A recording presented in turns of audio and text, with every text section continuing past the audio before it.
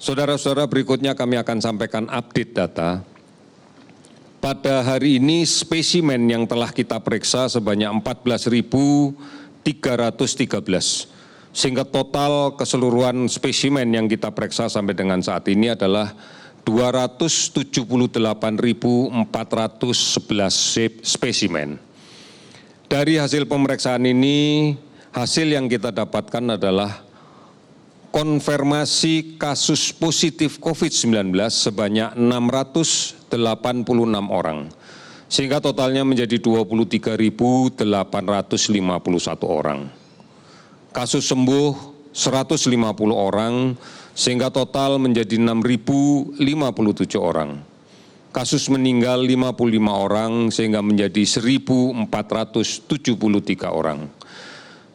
Telah 410 kabupaten kota yang terdampak dari COVID-19 ini dari 34 provinsi yang ada.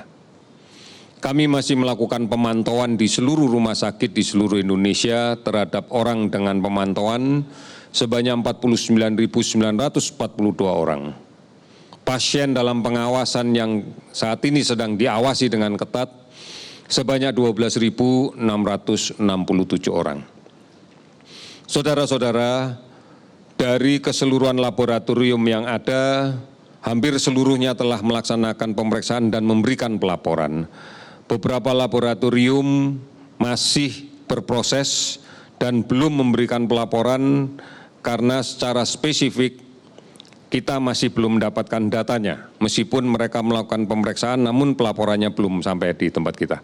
Kami sudah menghubungi satu persatu. Hari ini ada 21 laboratorium yang masih berproses untuk memberikan laporan ke kita. Ini yang kita harapkan bahwa di dalam kaitan dengan pemeriksaan yang masif, ini akan menjadi penting. Karena hasil pemeriksaan yang masif nanti akan berujung pada tracing yang agresif. Dan tracing yang agresif ini nanti akan berujung juga pada isolasi yang ketat. Inilah cara untuk kemudian mengurangi sumber penularan di masyarakat. Oleh karena itu, saudara-saudara sekalian, sepanjang ini masih belum kita bisa lakukan secara keseluruhan, maka kita harus meyakini bahwa di sekitar kita masih sangat mungkin terdapat orang yang terinfeksi virus ini namun tanpa gejala, atau kita kenal dengan OTG. Oleh karena itu, kita harus tetap melindungi diri kita sendiri. Gunakan masker apabila keluar rumah. Dan kemudian pertimbangkan kalau memang tidak diperlukan untuk keluar rumah, tidak usah keluar rumah. Hindari kerumunan, karena kita harus selalu menjaga jarak, kontak secara fisik dengan orang lain. Karena kita tidak tahu.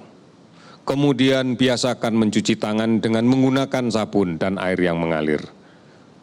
Kita bukan berarti menyerah di rumah, kita bisa produktif di rumah. Banyak hal yang bisa kita kerjakan di rumah bersama keluarga kita. Oleh karena itu, inilah yang menjadi pertimbangan penting apabila kita harus bepergian. Apakah perlu, apakah tidak perlu, ini menjadi suatu yang penting.